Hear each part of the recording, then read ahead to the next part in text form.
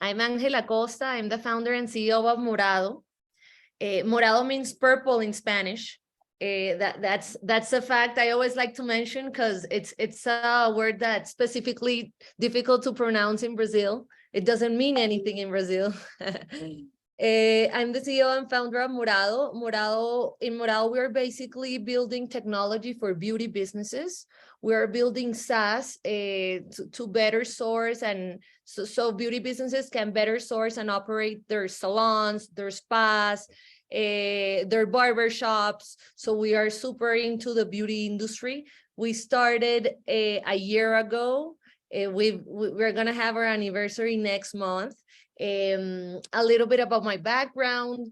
I was part of Rappi when Rappi is one of Latin America's biggest unicorns. I was part of Rappi when Rappi was basically nothing, less than 100 people.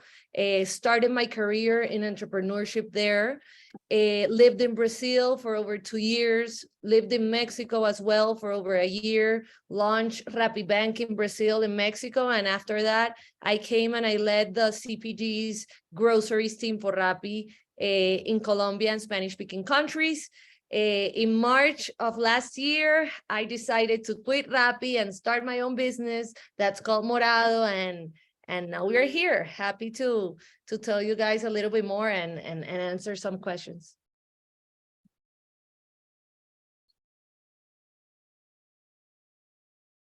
Awesome, thank you. I think Danny, you're taking over. Yeah, thank you, Campo. I'm just gonna say hello to Angie, and just hearing this story brings back a lot of memories. I remember when we first talked with Angie, I was still in college. I was doing an HR tech project, and she gave me a lot of advice. I remember talking to her when she was looking for that first intern, and just seeing the amazing progress she's had and all the things she's done up to date is amazing. Just to give more context to everyone in the batch, Angie has been doing Morado, and she has been able to make a very impressive business. She's backed by the founders of Rappi, Frubana, Truora, Muni, great founders, also prominent investors like H20 Capital, Andreessen Horowitz, Tiger Global, QED. So it's an amazing story she has, and we're very excited to be able to share with her this moment. So I think the first question that came up during the preparation for this session a lot was, how did you come up with this idea? I know you led the business supermarket division in Rappi, and how did all of this come into fruition towards what is Morado and the story you were telling us just now? It's super funny, but the long story short is I was basically my whole life obsessed with helping women. My teams, the teams I had the opportunity to lead, always had that star that I always tried to have girls and women grow beneath my teams and above me and everything. And I always was super considerate about that. But the story of Morado and how we solved this amazing problem in the beauty industry started because I hated doing my nails, because I'm obsessed with my phone. And when you do your nails, you have your hands in water or your hands attached or your hands being used by someone else, and you can't touch your phone. And I couldn't believe that I sat there for 45 minutes in front of a manicure girl, of a pedicure girl, and she didn't sell me $1. And that for me, I couldn't really believe it. Like I'd say to myself, like, they have my full attention for 45 minutes and they don't sell me $1. I went running to Rappi and I told Simon Borrero, he's the CEO of Rappi, and I was like, Sim, I don't know, let's pay the nail artist to download Rappi and we pay them for it. They have the attention of the thousands of clients. Let's pay them for downloading the app. Like, I was always super concerned that this woman had my full attention and they didn't sell me $1. And this was after COVID. This was like late October 2020. This was 2021 because we started Morado in 2022. Late October 2021, I decided to apply to Latitude Fellowship with an idea that helped beauty salons earn more money. It was like an Airbnb for beauty salons. It was called Morado as well, but it was like a rent a chair system. You could rent a chair, you could rent a hair dryer, you could rent different things, and this way I was supposed to be helping beauty salons and beauty shops earn more money. We then decided to change the complete different story, because in Latitude everyone was like, hey, this is not gonna work. This is Latin America. Right now we have operations in Colombia and open in Mexico, so our business is super focused in Latam right now. And we had a lot of feedback, and we decided to start building then a B2B marketplace. Why? Because we saw a huge opportunity in how these women were buying products. When I asked them, hey, why didn't you sell me a lip gloss? Why didn't you sell me a shampoo if you had my full attention? They would say, those things are super pricey. I can't afford to have them in my salon because I don't know if you're gonna buy them or not. So basically, Morado, what we do now is we have an amazing technology where we recommend beauty shops what to buy, depending in their location, depending on seasonality, depending on their capability. So we have a huge product discoverability software where we call it easy shopping. Beauty salons, beauty shops, barber shops nowadays get into Morado, and basically, because we already know them through data, we can sell them whatever they need, and they can sell that product to their clients. We offer 30 days or 60-day payments. That's super attractive to them. 2 and 3 day deliveries. They were used to having 10, 12-day deliveries. And the most valuable asset we have is we offer cash on delivery. It's a really difficult part to manage, because it's collecting millions of dollars in cash. That's super pricey and super tedious. And that's the main reason we're building fintech around our business. So that's a problem we solve. It's a supply chain problem, and now we're getting excited in building our fintech around this. That's awesome to hear. Just to remember, everyone, you can raise the hands. I'll be having some other questions we had queued up, but afterwards I'll give you the chance to talk directly to Angie. One of the things I remember when talking to you and many of the founders here in this batch were having a regular job. They had their salaries, and taking the decision to jump ship and just start the business. How did you manage those moments, and how was the stress levels, and how did you cope with that? The first salary of the first 3 people I brought to our team, I paid them with my own credit card. It was super stressing. I had $0 in my bank account. It was the first month, and I had an amazing team, not only jumping from Rappi, but one of them was leaving Bancolombia, and he had a high salary, so I was paying him a high salary. And it's difficult to bring these people on board when you have no money, no traction, no revenue. When I started Morado, we didn't have anything. We didn't even have a Shopify. The first 5 people that joined our team built everything with me. We only had a deep market research. And then when we had an amazing team, the first 5 people that joined, we started building the product. It's definitely a super hard decision. And for me, it was super harder, because it was hard for me to get where I was in Rappi. I suffered a lot. I was super young. When I went to Brazil, I didn't even know how to speak Portuguese. So I had suffered a lot. I had a lot of scars to get where I was in Rappi. And for me, it was like throwing it to a side. But nowadays, I see it back, and I see that thankfully to that, it's where I am today. So it's hard. It's hard making the decision, but you just got to be super convicted to your problem.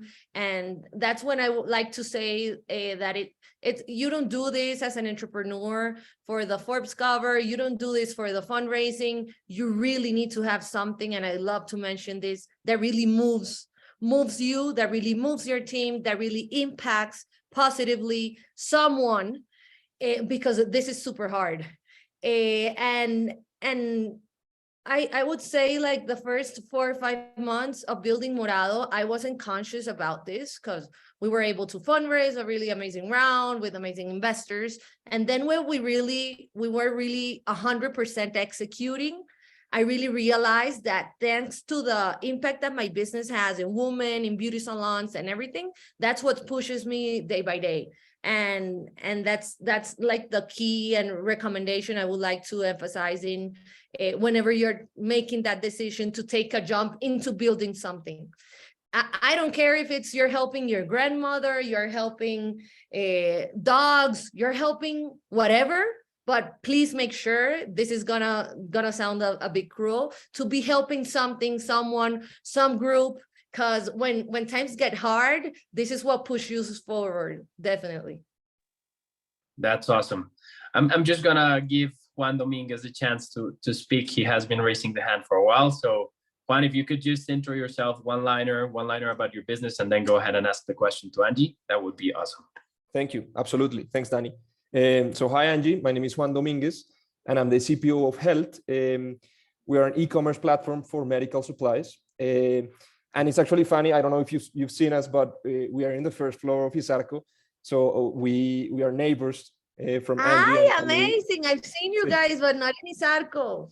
Yeah. We cross paths all the time. So maybe we'll talk in person one of these days. So yeah, it's great. I wanted to ask you a question regarding, we have a lot of similarities between our business and yours, especially that we are trying also to bring technological solutions to a customer niche that isn't very used to using technology when buying their supplies, which is the small businesses of the health sector. So I wanted to ask you, how did you guys manage to tackle this challenge when it comes to educating the customer and teaching them how they could get their supplies in an easier way using your software, your technology, your website? That's when you discover that you're really solving something. So in Morado, basically, if they don't order online, if they don't order through Morado, they need to pay minimum order values to L'Oreal. The supply chain problem is so clear in our industry that's basically what you should find in yours, that they prefer ordering online, understanding and learning how to order online because of the benefits we're giving them. So the main, as I mentioned, one of the main benefits is if you order online through Morado, you can pay cash on delivery. If you order online through Morado, you don't have a minimum order value. This industry specifically, when beauty salons buy to brands directly, brands, because they are not dedicated to doing logistics or any of this, they ask for $100 minimum order value, $50 minimum order value. So if you want to pay that, well, go. If you want to order offline, go and do that. Go and pay the minimum order value. If you want these benefits and access to the BNPL and everything, you got to order online. So that's one of the main pushes. That's one of the main things that has pushes us forward and has helped us a lot in our growth. And it's that they prefer understanding how to order online. They prefer taking the time to really understand Morado instead of suffering the regular supply chain. You got to find those two big triggers and just stay and stick with those and sell those as I just sold them to you. Like, if you wanna have this, you need to learn. If you wanna have that, you need to learn. If you don't want to learn, then go to the regular supply chain. Excellent. Thank you, Angie. If I could follow up with a quick question, because I don't want to hoard the microphone for everyone else, but I had another one come up. It's just how do you manage having such a large inventory of, because I know you guys have a lot of SKUs, right? So you have a very extensive catalog. So how do you handle all the logistics of having so many products?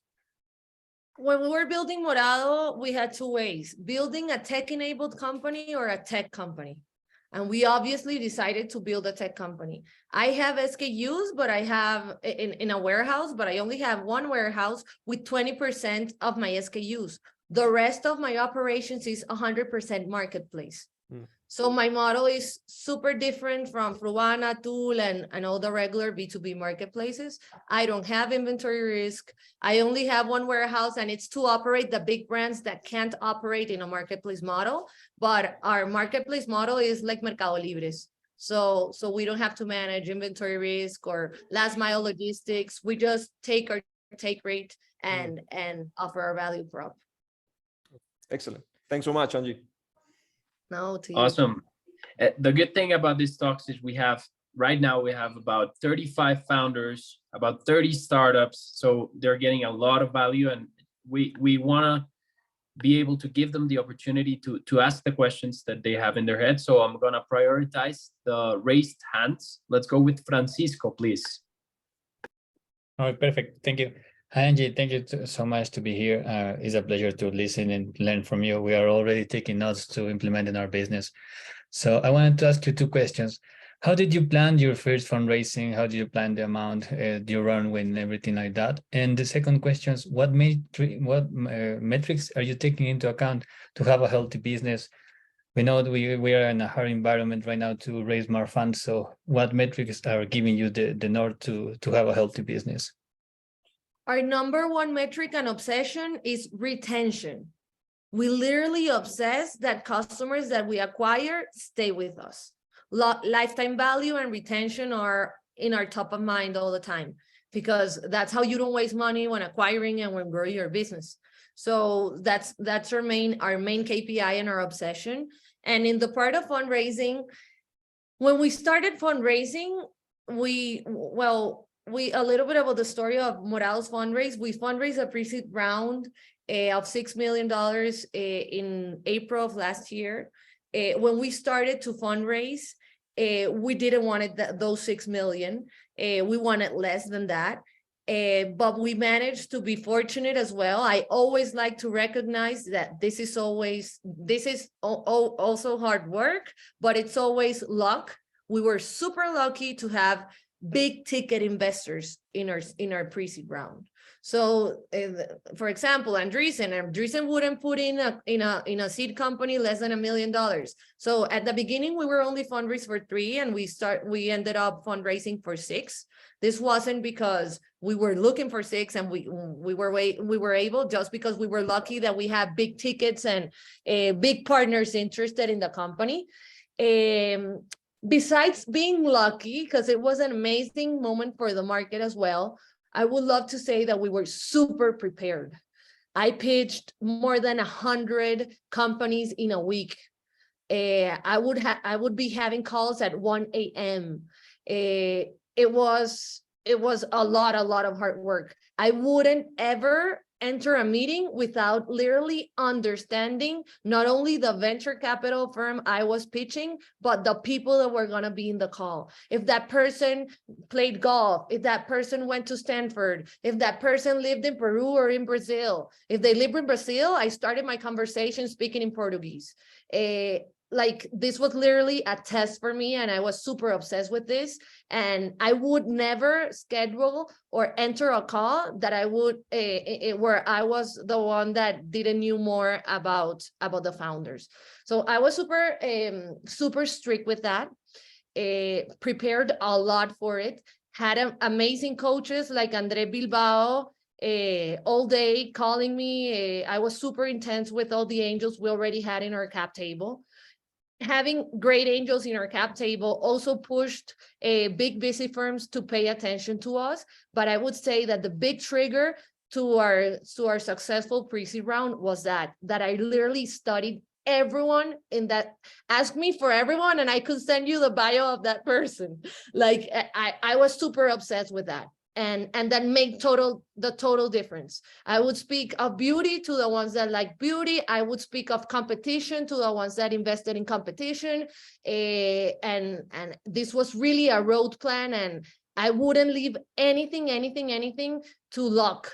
I really worked it and had my follow-up scheduled before I ended the call. Like, if I was pitching a VC and they, okay, we'll call you back. And I was like, hey, when are you calling me back? And I literally did the best to book the call the soon as possible. And when you're fundraising, you gotta be fundraising. Like my 150% of my mind was in fundraising at that moment. Thank you very much, Angie. That's awesome, and I think it's a full-time job, as you said, and it proved efficient how you did it. So that's awesome, the learnings you shared. Let's go now with Pascal. Hi, Angela. Wait, sorry. Yeah. Sorry, we are all the founders here. Hi, Angela. My name is Pascal. I'm co-founder of Hit the Gym and CPO.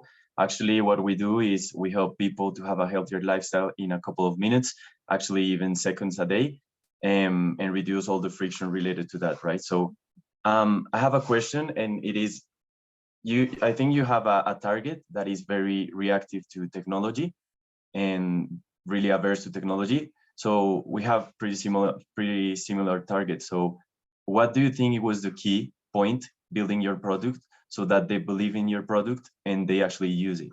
And then I have another question, but if I can do it, but that's my first question. That's a bit about what I mentioned before, and it goes totally towards really solving something that people are worth learning to do in order to not have that problem in their life. I love to use the example of people who use an alarm clock, and they prefer using the alarm clock in their phone, even though they had the alarm clock in their beside their bed. And why would they prefer to using the alarm clock in their phone? Because they could custom how they put the alarm clock. They could custom the sound. And we were willing, and human beings literally millions of years before, when we just only had alarm clocks, they would only use those because they weren't used to custom and everything, but they were willing to start using the alarm clock in their phones just to get these benefits. And the ones who don't want it, they can stay with a regular alarm clock.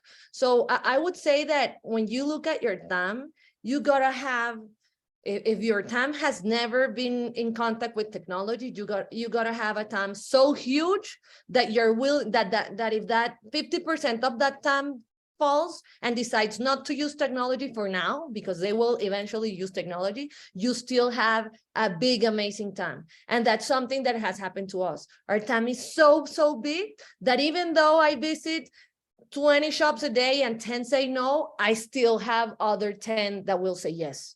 So have that a lot into account when you start building your business, and they will use it because they will prefer you, because as I mentioned, they will prefer it. It's a human being aspect of seeing life. If they really solve me something, I'm willing to learn and to understand this, if they really bring a benefit to the table. So that's like Lightspeed and everyone in the VC world likes to say, that's the truth about really building a painkiller and not a vitamin. If you're offering a painkiller, they will prefer you. They will prefer the iPhone versus the alarm clock. So yeah, have that a lot into your head when you start building your product. Okay, amazing. Thank And you. that can I just change. have a, And that yeah. can change, Pascal. Like for us at the beginning, it wasn't as clear what problem we were solving as clear as we have it now. So that can change along the way, and your clients will tell you. They'll tell you, I'm using Morado because of this and not because of inventory management SaaS. And you'll learn the truth from them.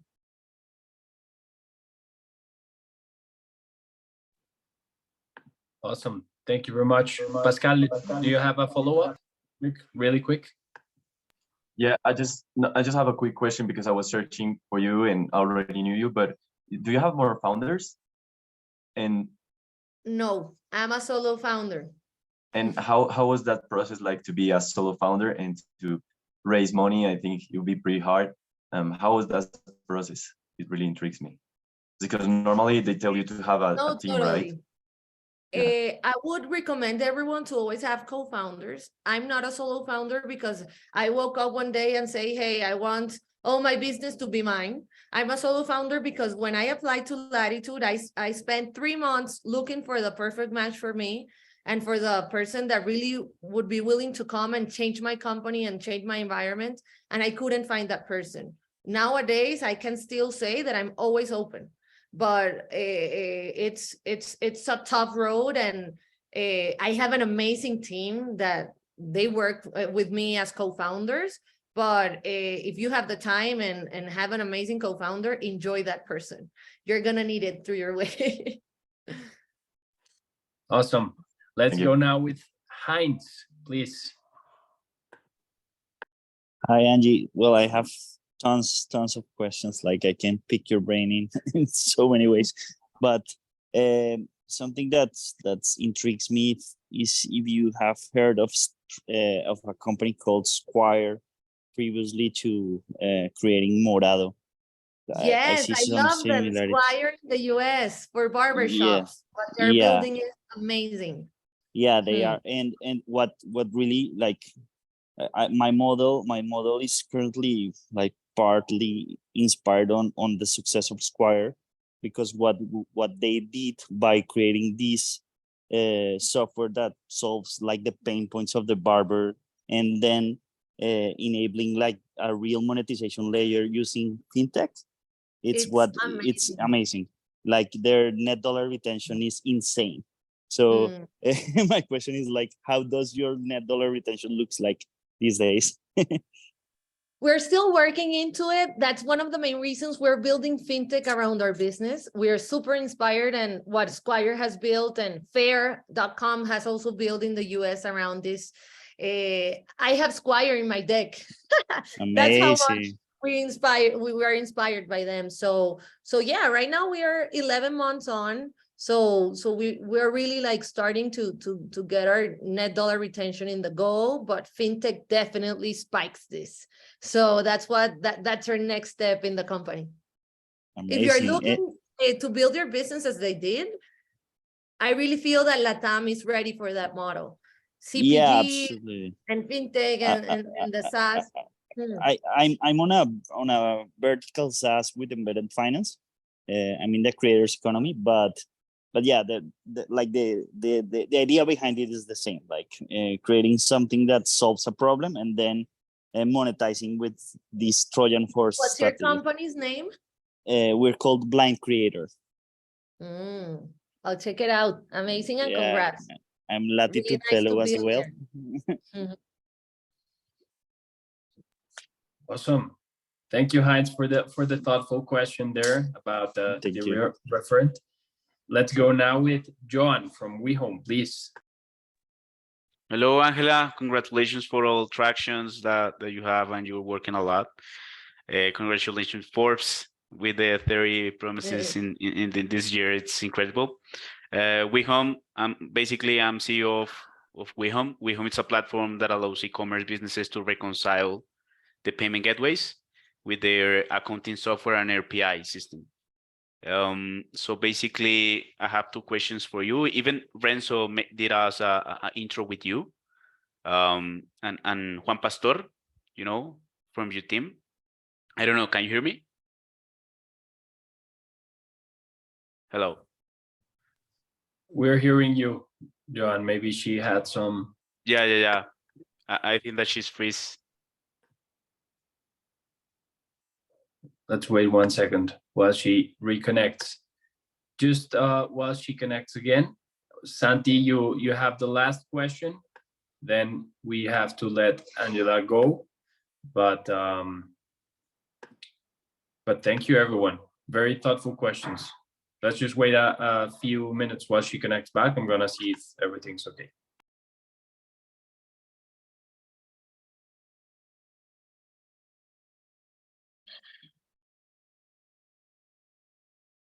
Guys, I don't know about you, but I get like the energy that she has is crazy. Like I feel like I want to just go work right now. Yeah, she has amazing energy. You kind of need that to do what she has done. So very inspiring, to be honest. Super inspiring. I think Angela is back. Angie? Yeah. Sorry, I don't know. I had an internet problem, but I'm through my No phone worries. now. Angie, I was just saying we're wrapping up. I know you have a very busy schedule. We only have 2 questions left. So Joan, if you want to repeat what you were saying, and then we go with Santi and we'll wrap it up. Yes, and John, I've heard about WeHome a lot. What is it that you guys do? I think Yeah, that I work with. we basically connect your business with your accounting software, in order to reconcile the payment gateways. We use WeHome, I think, or we're gonna use your software in Morado. Yeah, you are migrating from BTEX and all of that stuff, right?